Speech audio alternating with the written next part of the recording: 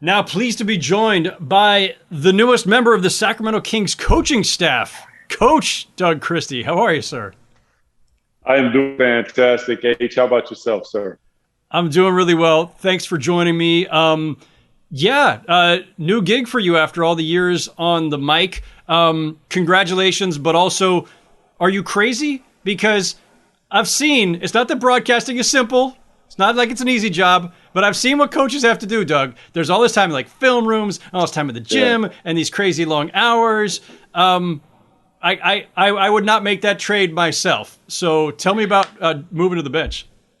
For me, it's simple, man. I've always said, Howard, I think you and I had this conversation once, I have unfinished business, man. When you get as close as we got to winning an NBA title, nothing suffices, man. It leaves a hole in your soul that you can't fill it. And this isn't going to fill it, but it's the damnedest closest thing that I'm going to get to filling it.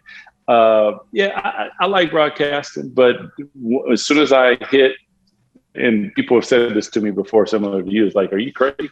I'm a basketball lifer. I'm a nerd when it comes to it. I enjoy watching film. I enjoy the nuances of the game, the things that a lot of people think are tedious, and that's for excellence. Those are the things that you have to do. So for me, I'm up and ready for the challenge, man. This is something that the Sacramento Kings fans need, the city needs, and hopefully we can get it done.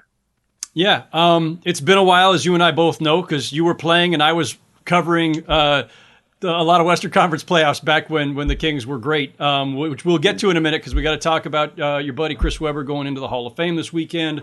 I just had one other thought, though, as I was considering your transition to the bench.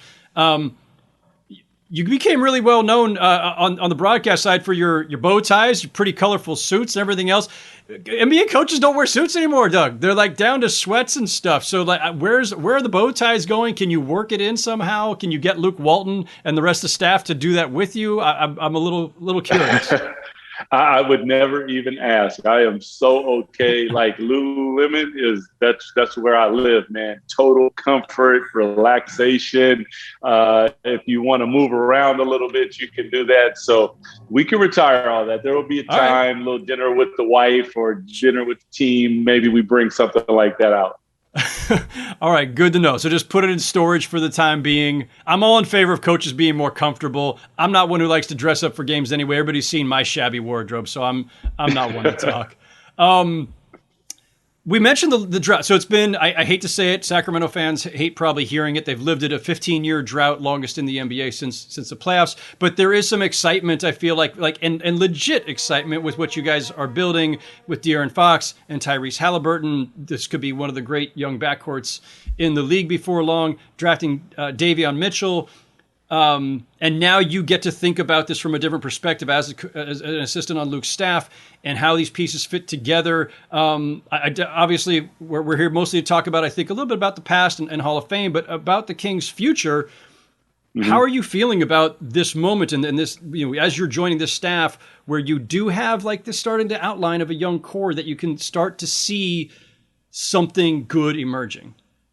And I would agree with you, Howard. When you look at De'Aaron Fox, I mean, he is a budding, emerging superstar in this league. There was a time last season where he was, I think, multiple-time Western Conference Player of the Week. He was averaging 30. I mean, he was just reading the game, allowing it to come to him.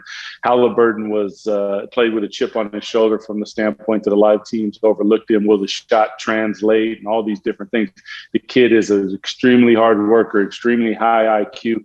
And when you look at that backcourt, that is where basketball is right now. It's more perimeter-oriented game, and the ability to have players like a De'Aaron Fox that can beat you from so many different ways, and Halliburton who can take some of the burden off of him. And then you throw in Davion Mitchell, who was, as you saw in the Summer League, he's an absolute stud, man. I mean, as a coach, he's somebody that you just I love him to death because he listens, he works hard, he comes to compete, he comes to play every single night on both ends of the floor. And he set a tone for the summer league that took the summer league team and credit to Bobby Jackson and his staff right into the championship and won summer league for the Kings. So there is a lot of upside in my opinion. I know a lot of people look at the Western Conference and it is daunting, but if it wasn't daunting, it probably wouldn't be worth doing.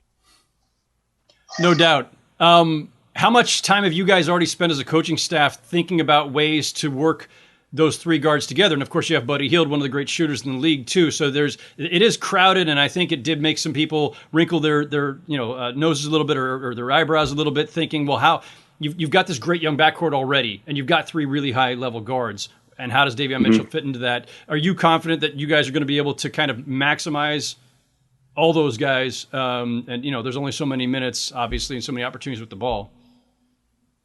Well, I mean, first of all, that Luke's going to have to that one's above my pay grade, so he's going to have to figure that out. But I would say this: like when I watch Davion Mitchell play, he's a ball player. It's not like position whatever. Like he's going to find his way on the floor, in my opinion, because he does so many different things. And if you are saying to me, Howard, that the Sacramento Kings have too much talent, and I'm okay with that. How about that?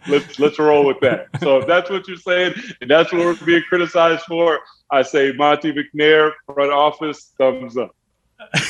That's a great answer. And yeah, it's probably been a while since anybody accused the Kings of having too much talent. I don't mean to say that in a mean-spirited way, but again, it's been a while. Listen, You're one of the, you mentioned Bobby Jackson, obviously still working for the club. You guys are some of the holdovers who were there for the glory days of the early 2000s when you guys went toe to toe with the Lakers multiple times. And of course, famously in the 2002 Western Conference Championship, Western Conference Finals, which went to overtime of Game 7. And it's been a while. Do you feel it in a different way? And are you feeling anything about this team when you think about how long it's been living it as a broadcaster, now as on the coaching staff, and the prospect of ending that? Give me a sense of like the feelings of that, the burden and also the promise. Well, like when we say the burden, I think De'Aaron Fox answered the question. The best I've heard is like, he was like, I haven't been here for all 15 years, so I don't necessarily have that burden. But it is from the standpoint that this is one of the, in my opinion, the most incredible fan base that you're going to find. And once they are engaged and Golden One Center begins to identify itself as home court advantage and all those things, it is going to be a totally incredible time. This is a time for Sacramento Kings fans to be optimistic, but at the same time, we have to be realistic about the path that we have to take. It's going to be difficult. It's going to be hard work, but make no mistake about it, man. This is what you live for. I mean, for me, as you mentioned, we played at an extremely high level for some years that, as Sports Illustrated said, the greatest show on court. That's what we want to get back to, a beautiful style of basketball, but at the same time, on the other end of the floor, compete like nobody's business. Defensively, get after people. You and I have talked enough times over the years, Doug, so you know how big a fan I was of watching your Kings teams. And I was a Laker beat writer at the time, so I got the up close, and we were courtside then. We were not up in the rafters, which is unfortunately where we are today. We were courtside. We were sideline at Arco and baseline at Staples Center, of course. So I saw every minute of all those incredible games, that rivalry.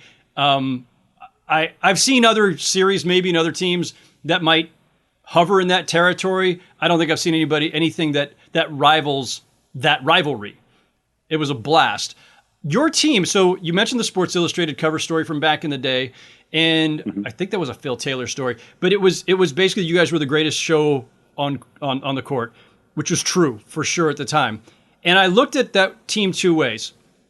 You guys were absolutely an ensemble cast, and over your right shoulder as we're talking here on Zoom, there's the ensemble. You know, Bibby, Peja, yourself, Vlade, C-Web, and great bench, guys like Hito, Bobby Jackson. Jason Williams before Bibby, of course. Like, those were great teams in terms of depth, and it was an ensemble. Like, everybody had a really critical role to play. But to me, it was an ensemble cast that doesn't go anywhere without Chris Webber. As talented as Vlade is, as Webber, your defensive chops, it's still about, like, Chris Webber was the one guy who made it go. So we are now far enough removed, and you and I are old enough that there's a group of fans watching now who didn't see you play at that level the way I did. Explain what Chris Webber was at that time, and especially given what the power forward in the NBA was at that time outside of him. And I know we'll get to it, but I'll also say the fact that Rick Adelman developed and allowed Webb to be all that he could be. Webb was so far ahead of the curve. Howard, dominance, strength, when he got that 17 to 19 foot jump shot, I would say unstoppable. We had two of the best big man passers of all time on the team. The scowl, the swagger. Chris Webber has defined basketball from the Fab Five at Michigan, then coming into his career, not wanting to go to Sacramento, but his father and mother telling him that this is, sometimes you don't get what you want, you get what you need. And I think that in a lot of ways, Chris needed Sacramento and Sacramento needed Chris. And his ability to, because let's make no mistake about it. When you look at Chris Webber and his talent, he could have won an average 32 and 16, and we could have been last in the Western Conference. Because I say that when you think about the greatest three players probably to ever play in Sacramento, you could say maybe DeMarcus, you could say Mitch Richmond, and you can maybe say Chris Webber. There are others when you thought Oscar Robertson and Tiny Archibald, but just to those guys. Well, two of those guys didn't have a system, and they were talented as all giddy up. Webb had a system. In fact, that he was open and willing enough, Howard, to play the system, share the basketball, empower all of us, I think even speaks about his basketball acumen. It speaks about him as an individual on a higher level than people even give him credit for. I had Coach Pete Carril. Or no, I didn't. I had Webb on the radio, and he was talking about Coach Pete Carril, and he said Coach convinced him that he was going to play at the elbow. And he said he was going to get a lot of ridicule for that because everyone wants him to go down to the block, kind of what you're seeing with big guys now. They're at the three-point line, but everyone's saying go to the block. Well, Webb bought into the fact of playing at the elbow. Well, when he played at the elbow, it extended the floor, opened up the lane, all of a sudden the passing and cutting. And you know this, Howard, but back then when you cut through the lane, most times you didn't get the basketball. So now the cutting is you kind of walking through the lane. Well, the first time I cut through the lane, the ball was in my lap. Now cutting takes on a whole different meaning. Everyone's trying to cut. Chris defined our style. He defined who we were, and that is a credit to him. It's a credit to his talent. And I think in so many ways, when you think about Tim Duncan, you think about Karl Malone, you think about, Kevin McHale, some of the great power forwards of all time. The only thing that's left off of Chris Webber's resume that would rise him right up the charts is an NBA title. And that's the unfortunate part of us not closing the deal. It is an unfortunate part for a lot of reasons, not least of which is that I think part of the reason it took so long for C-Webb to get in the Hall, it's been 8 years or something that he's been eligible and overlooked. And I was one who said, and I wrote it earlier this year, that he absolutely was overdue, and it was a terrible oversight that it's taken this long. And we don't know, right? Like, we don't know the politics of it. Is it about the Michigan stuff and the boosters? And is it about just the resume itself? Because the resume is a little complicated. And the championship would have cinched it, right? If you guys win, if you beat the Lakers in 2002 in the conference finals, if you win a championship, I got to think, Michigan or no Michigan, anything else that happened in Webber's career, he's in the Hall of Fame 7 years ago or something. It affects the impression of guys and when you're assessing greatness. So I'll just say this for people who, again, may not be familiar. These are stats I compiled earlier this year when I was writing about why he needs to be in. his prime years, and I define that as like 94 to 2003, and that's before the knee goes, and that's the other part too. He gets injured. He blows his knee out in 2003, and he's never quite the same. Gets the microfracture surgery, which affected a lot of guys back then adversely. From 94 to 03, he averaged 22.8 points, 10.4 rebounds, 4.6 assists. There's the selflessness and the playmaking right there. How many power forwards you ever seen averaging 4.6 assists, especially back then? Plus 1.6 steals, 1.6 blocks. So that's almost a decade of averaging almost 23 and 10, 4.5 assists, 1.6 steals, 1.6 blocks. I wrote this then. So the number of players who matched those levels during that 9-year span, zero, none. Take out the steals and blocks, there's still nobody who averaged that in points, assists, and rebounds. If you made it just scoring and rebounding, just the 22.8 and the 10.4, the only other two guys who matched that over that span were Tim Duncan and Shaquille O'Neal.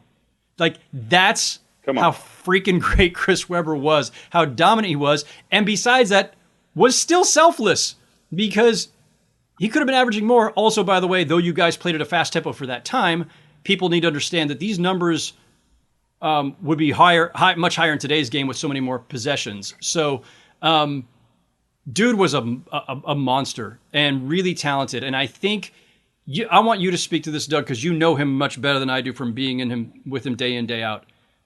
I think there was an aspect of Chris Webber where, personality-wise, he wasn't fiery or ferocious like Shaq. You know, Tim Duncan could because he was just so ruthlessly efficient, didn't have to have that big personality on the court. So he just but he wasn't like, he wasn't like KG tearing into people, ripping down rims. C-Web, he wasn't that he was demure on the court by any stretch, but he wasn't like a big vocal type of, whatever, macho man alpha dog that people usually like to associate with it. Plus, he was more of this versatile inside-outside power forward in an era when we were still looking at the Karl Malones and Charles Barkleys and the power guys. Tell me if I'm wrong. I think to some extent there's this image of him that maybe he didn't have something. There was something else missing, and maybe that stuck with him all these years. What was your sense of Chris Webber, the personality and the player, and the impressions of him in real time? I was thoroughly impressed with C-Webb ever since I met him, watching the way he went about his business. But I think you're right. There were times when Webb spoke up, but in many ways, he let his game speak for him because he was a mercurial player. He played with his brain. He's looking, and he would talk to me, and then he would give me a look and a wink, and those were the type of things that he did, which is an IQ that not a lot of guys at that position at that particular time had. So it allowed him to step away from the basket and knock down 17-footers. Like if he was playing today, Sewell would probably be shooting a 3-point shot, like because he had that much talent. But then he would go down low and he would bang, dunk on somebody, snarl, all those different things. Like his leadership ability was he would, and this is the sad part, and you said it, Howard, he would get so much more credit had we only made free throws in Game 7. Think about that. Yeah. You make free throws, and it changes a narrative that when you say those numbers that you said, Howard, he was so far ahead of the curve because he played the entire game. Like, was he a lockdown defender? No, but he was very good at communicating, and I never had to really check and look when I was getting screened because he would have a conversation. Hey, D, watch out. Here it comes. It's on your left. It's on your left. It's on your right. Like, that's how, and it spoils you because he was so good at so many different things. So I am glad to see him go in. I would agree with you, Howard, long overdue from the resume that has been put down, and anyone that questions whether Chris Webber is a Hall of Famer just does not know basketball, in my opinion. And you should have to, or we should put it in this context too, Doug. That was a power forward era, right? As much as this era is about guards, as much as there were previous decades that were much more about the center or the 7-footers, that was a power forward era. Here's a partial list of the guys that were Chris Webber's rivals, and this is partially why, if you look at it and you go, well, why wasn't he on more All-NBA teams or more All-Star teams? Partially because he injures the knee in his early 30s, but partially because this is who he was up against night after night. And by the way, was beating a lot of these guys and outscoring a lot of these guys. So Karl Malone, Kevin Garnett, Tim Duncan, Dirk Nowitzki, Charles Barkley, Sean Kemp, Vin Baker, Jermaine O'Neal, Antonio McDyess. And, McDyess is another one who got cut short because of injury. But, the position was just absolutely stacked. There were no off nights for power forwards, especially in the Western Conference. It was incredible what he could do up against all that. And listen, Howard, what makes that even more impressive, and for basketball people that understand basketball, this is why I said Chris could have went and he could have took an egotistical approach, facing the players that you just named and said, I'm going to outscore them. But there were nights where he let Peja go off. There were nights where he let me go off. And did he still get his 24? Yeah, but he did it in the flow. He shared the ball. He understood that now isn't the time for me to score. Let me get everybody else going, loosen the defense up, and now I strike. Like that type of level, I've played with other players it's like, I'm going to get mine regardless of what the team does. Webb was not that way. And that speaks to the person he is. When you name a list, that is a really impressive list of power forwards. And that was on a night-to-night basis, not only in the Western Conference, in the NBA. Yeah, I'm looking at the list again. So number of Hall of Famers in that list, by the way: Malone, Garnett, Duncan, Nowitzki, Barkley. That's 5 off the top, plus Chris himself. That's 6. And then guys like Jermaine O'Neal, who had that level of talent, but again, didn't maybe have enough longevity. Rasheed Wallace. Rasheed was in that group too.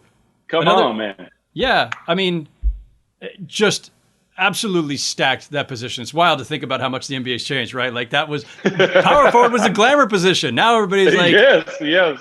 Now everybody's putting their small forwards at power forward because there's no power forwards that anybody cares enough about to put there, I guess. It's a different time. Give me a moment. This is a fairly abstract question, but maybe something comes to mind immediately. But give me a moment that you think defined who Chris was on the court, whether it was in the midst of that 2002 conference finals, which was obviously just an absolute battle. Maybe it was in a quieter moment. Maybe it's on a flight.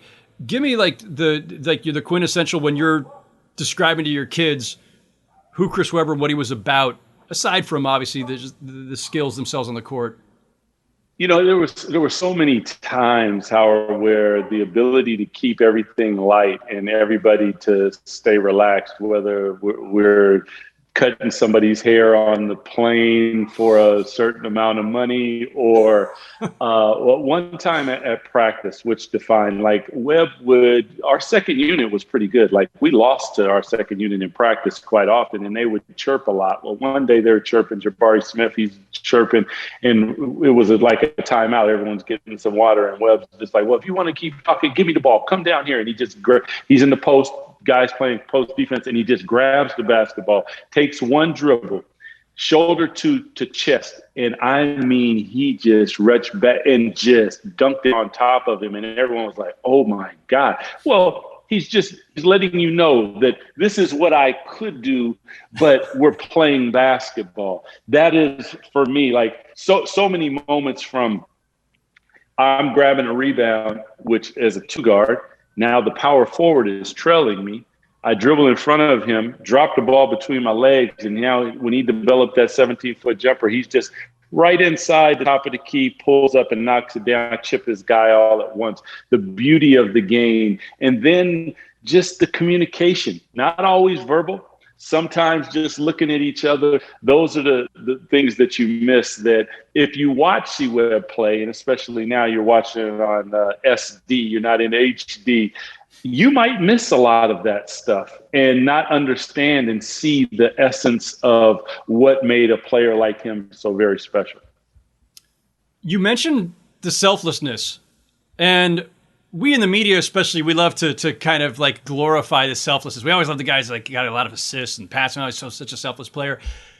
But there's always this funny balance, right? When you're one of the greats, sometimes you need to be selfish. And Yep. if you go too far one way, we're going to criticize you. Like, no, you should have been passing when you were shooting. And if you go too far the other direction, we'll say, no, you got to take that on. That's your responsibility. This is what happens in basketball discourse, right? Is there any argument to be made? Maybe it was in the 2002 conference finals, maybe in one of those other series when you guys were at your peak. Is there any case to be made that maybe Chris should have actually said, you know what? It is on me. I am the best player on this team. Yeah, we've got this great ensemble. Vlade Divac is an amazing player. Mike Bibby can fill it up. But if we're going to get anywhere, it's on me. And that's where it's a bit of a reductive stereotype in the NBA. Well, Shaq's got to go take him home. Kobe's got to take him home. LeBron's got to take him home. But sometimes it's true. Is there anything to the case that maybe Chris could have and should have been more of that focal point, take it on, maybe you get further? I personally, I've heard this argument, Howard, many times. I personally don't think so, because it would change the balance of who we are, because he trusted us. And in moments, and maybe we didn't deliver in certain moments, but the fact is, did he want the basketball? Many times where we dribbled up and down a couple of times and he just gave me a look and I'm like, okay, 4 down. I know right now he wants the basketball. Coach Adelman would go to him in late game situations. So for that argument, I don't believe it. But his greatness, I think, shines through in the game. Was that game 4, the Bibby shot, where coach goes to him, draws the defense, hand off to Bibby, wide open, great screen by Chris Webber. He knocked it down. Could Chris make that shot? Absolutely. But the fact that he's willing in that moment to use himself for the betterment of the team, I think squashes that whole argument. Like, the guy he wanted the ball in all those moments. He was willing to stand in front of the fire. So you can make that argument when people aren't willing to do that. Was he willing? Yes, he was. The point is, we win that championship. This is not an argument now all of a sudden. And that's the fine line that I think that you speak to. But from my standpoint, yeah, hindsight's always 20/20. You can look at it, but I think that his selflessness empowered us, which then defined a style of basketball that in many ways defines what we're watching and playing right now. Had we won a championship, we get credit for beautiful basketball, not San Antonio, not Golden State. But since we didn't, now we don't. I think you guys do get credit for it. You just don't get it at the same level because of the lack of the ring, right? Which, understandable. But okay. But in your time, right, you're not on that SI cover at the time, if not for the way you guys played the game. And it was beautiful basketball. And again, people should go back and watch those highlights, the cutting, the movement, the passing. You guys were the epitome of the beautiful game, exactly as we have praised the most recent edition of the Warriors for, and as we praised the Spurs for, especially when they beat the Heat in 2014. That's exactly what you guys were. Not identical, but that aesthetic, right? And I agree with you, Doug. Like, if your best player isn't willing to be selfless like that, give up his body, setting screens, passing, playing at the elbow when initially he may be a little reticent because power forwards are supposed to be banging down on the low block. Like, without that, the rest of you guys aren't elevated, right? Like, you need to play off of, role players need to play off of great players who open it up for them. And so I agree with you there. I will say with that, the handoff and screen to set up Bibby's game winner in Game 4, I think Derek Fisher still claims to this day that was an illegal screen by C-Webb, taking him out. So if I recall correctly, I may be misremembering. I'm pretty sure. And if my memory serves me correctly, I think Bibby and I both got we fouled Kobe with our face a few times too. that was that same game, right? Absolutely. If my memory serves me correctly, yeah, no doubt about it. I think that was also true. We could go back and forth with all the weird officiating complaints, snubs, accusations, counter accusations. That's why that series was so much fun. No doubt. So people talk about Game 6 in that series because of the officiating, and then I always come back with I do the mean reality check thing that a reporter does. I say, yeah, but the Kings had whatever you think of Game 6, however conspiratorial you want to get, the Kings had Game 7 at home, and you guys go into overtime. So you've got every opportunity in the world, and 5 minutes extra even, to try to knock off the Lakers. And the Lakers are great. And so it's no disgrace to lose to that team. But C-Webb was, I looked it up, 1 for 4 in the fourth and then 1 for 5 in overtime. Those are brutal. By the way, you were 0 for 2 in overtime. I wouldn't want to leave you out of that. So it's all good. What happened, Doug? Like what was going on? And you're on the verge. You're this close to the goal, to getting to the finals. And if you make it in 2002, that's against the Nets team that was good, but not overpowering. Come on, Howard. Come on. We beat them by 45 points in the regular season, I think. It was come on. It was going to be great. And you would have won that series and you would have won that championship if you advanced. But you're within minutes in Game 7. What did you see from your team, and especially from C-Webb going 2 for 9 in fourth and overtime in that game? One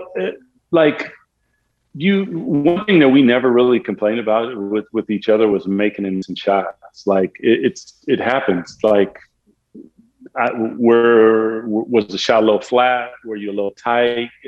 Like that's not it. To be honest with you, Howard, that series was lost in Game 1. No one talks about Game 1.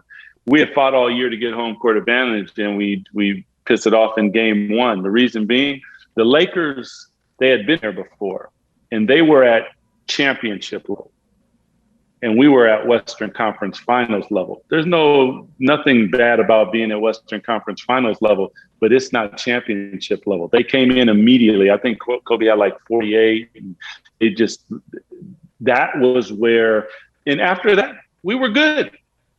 But the point was, you don't have these opportunities to squander. And we can look at free throws and we can look at missing shots and all these different things. Once we got our rhythm, we were totally good, but we screwed off Game 1. You even think about Samaki Walker's shot after the buzzer. In that game, in that game, Howard, we were up by 20 in the first quarter. And how do you let that go? Like, those are the things. And many times I say you have to be there. And I will give Phil credit. I will give Kobe all the credit. And I will give Shaq and all their teammates. Like, they had been there before. They understood the gravity of the moment and who was standing in front of them. And they handled their business. And you got to take your hat off for that. So that's the peak for your Kings teams, and for those teams that, for Chris Webber's Kings teams is 2002. But I was reading a couple stories, retrospectives the last couple of days, reflections on Chris Webber, and I had forgotten about this. But obviously, you guys were still whole, and going into the next season in that 2002-03 season, you should have been in just as good a position as ever to challenge the Lakers, Spurs. And again, like, it's just that conference is just monstrous at that time. But you guys were right there. I think you had the second best record in the West that year. But C-Webb, he hurts his knee around Christmas time, and then I think it gets worse and blows out some ligaments early in the playoffs. Was that 02-03 season? Could you feel it? Like, this is where it turned, right? Like, 2002 is the peak. But 02-03 was a chance to still climb that mountain once more, maybe try to break through at a time when the Lakers were, per usual, a bit dysfunctional, maybe a little banged up, and there was a path there perhaps. The Spurs are the ones who come out that year.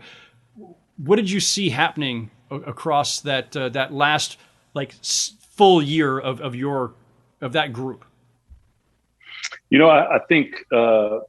Kobe said it to Peja the best. He said, if you guys beat us that year, we went to overtime in Game 7. You win a championship, you probably win a couple in a row, because the championship gives you a different type of confidence. It gives you something that until you win it, you don't even know that it's there.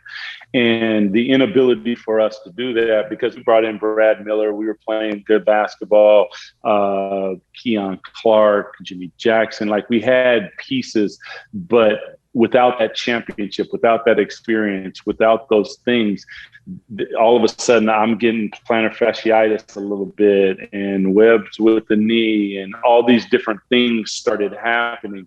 And unfortunately, we were just unable to to close the deal, and you can start feeling it a little bit. And that's the unfortunate part, Howard, that I talk about when I say that this is what I live with. When I interviewed Coach Adelman for the Hall of Fame, this one while I was still doing radio, and I interviewed C. Webb.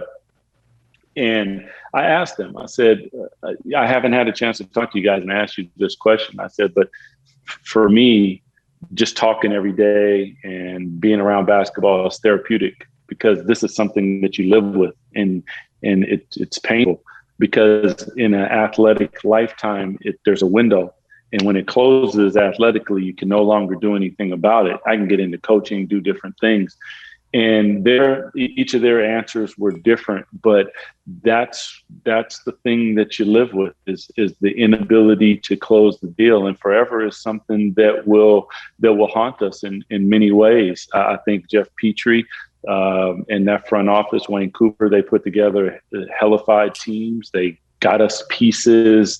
They kept the unit together, the Maloofs and everybody. Like, we had it. We just didn't close it. Even when I go back and I think about that time versus the Lakers, Howard, they knew that we were better than them.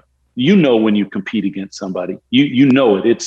I can't really, I don't even know how to quantify it and say it with my vocabulary, but there's a thing. And when you're up against a team like the Lakers and you're up in 20 in the first quarter, and it's just bang, it's just happening. But we couldn't close the deal, so there's nothing that we can say about it.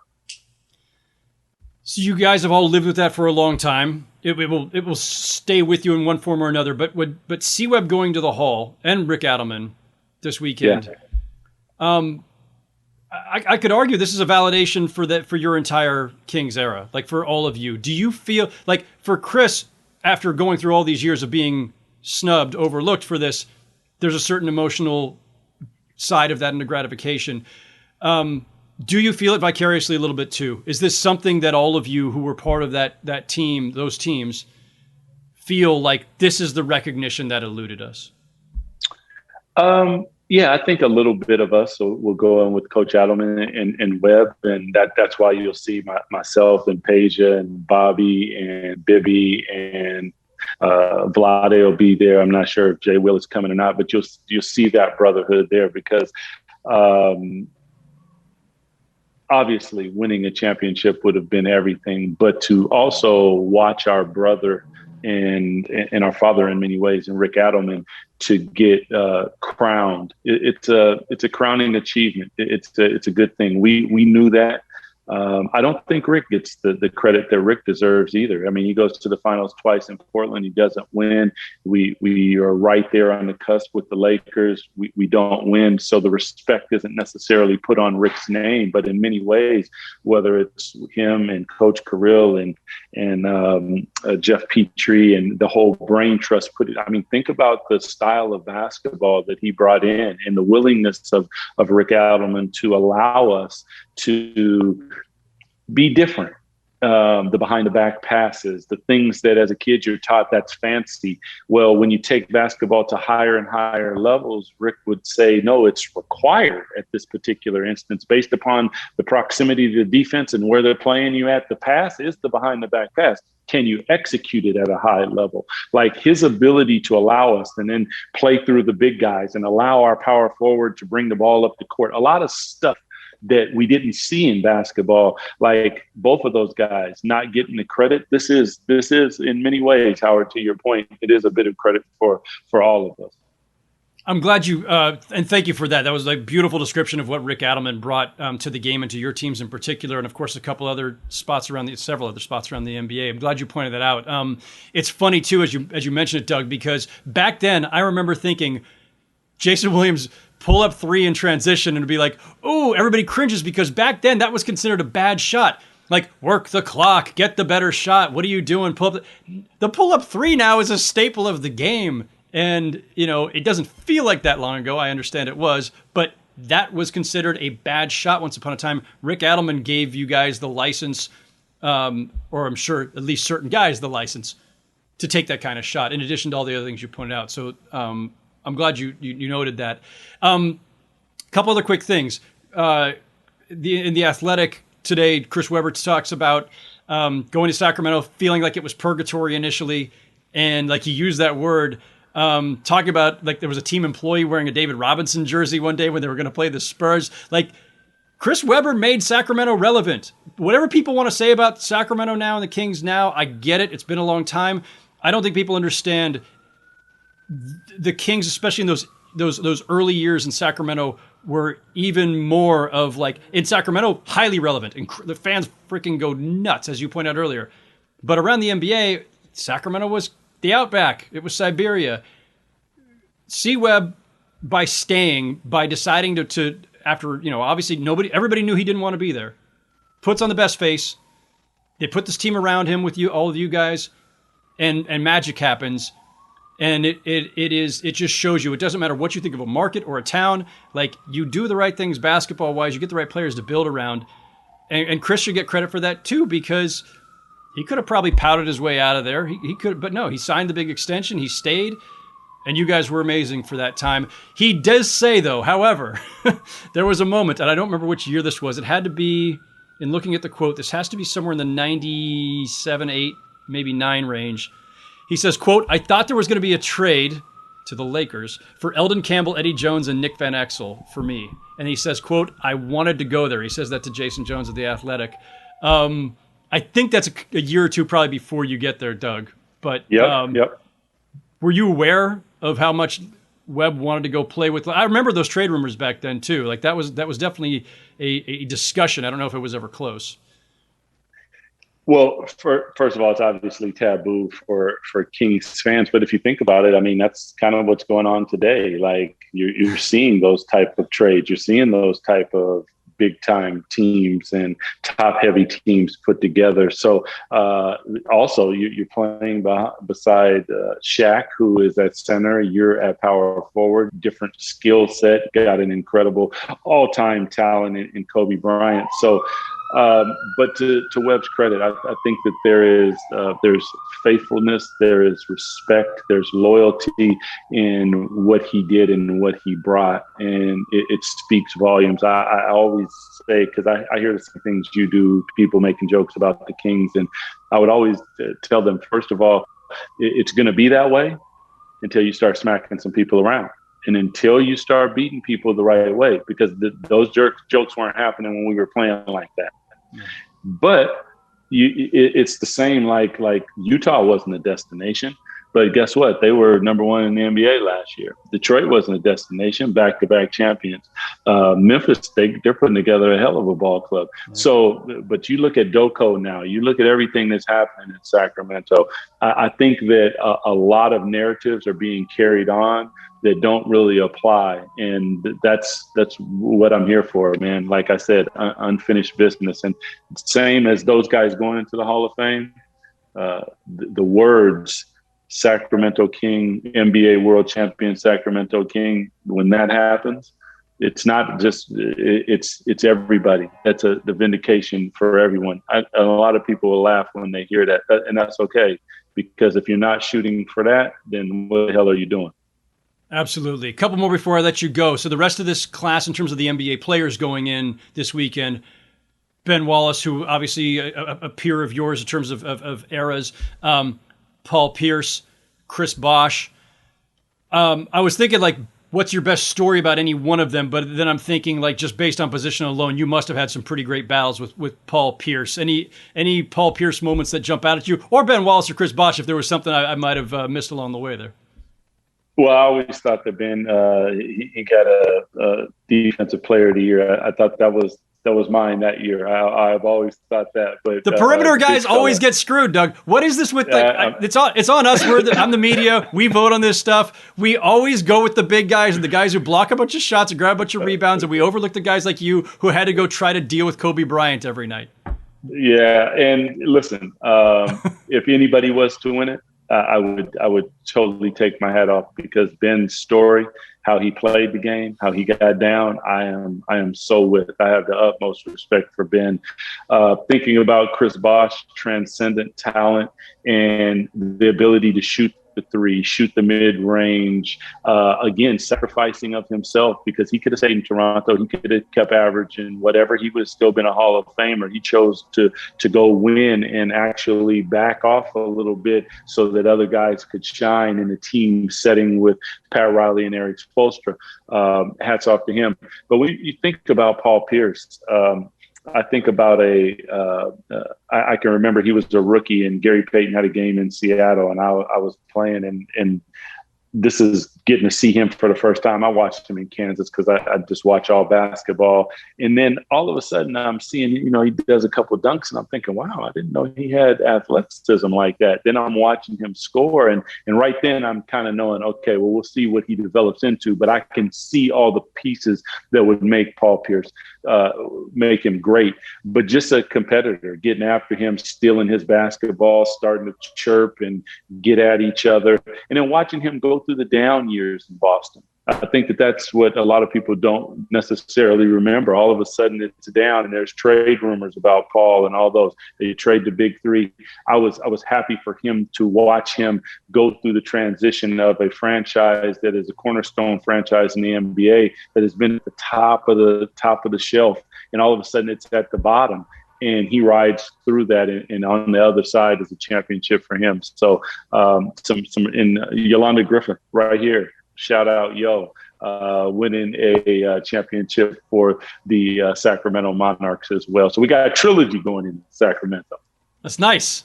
Gotta love it. Did you any particular memorable battles with Paul Pierce? I don't know how much you guarded him. You're both on the wing, but he was obviously more at small forward, probably. But you must have matched up against him occasionally. I did. Tough. I mean, they would run some actions for him, bring him around. He could catch it from anywhere from the 3-point line to the post. Once he gets to the post, he's bigger than you think, stronger than you think.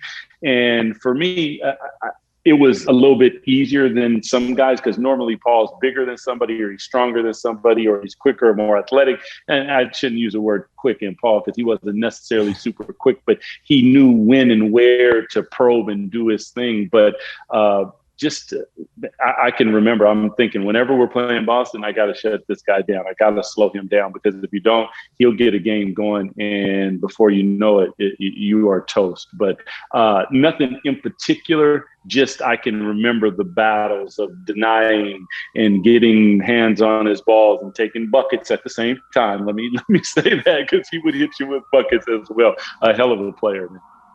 This is a really interesting Hall of Fame class. Just final thought on this.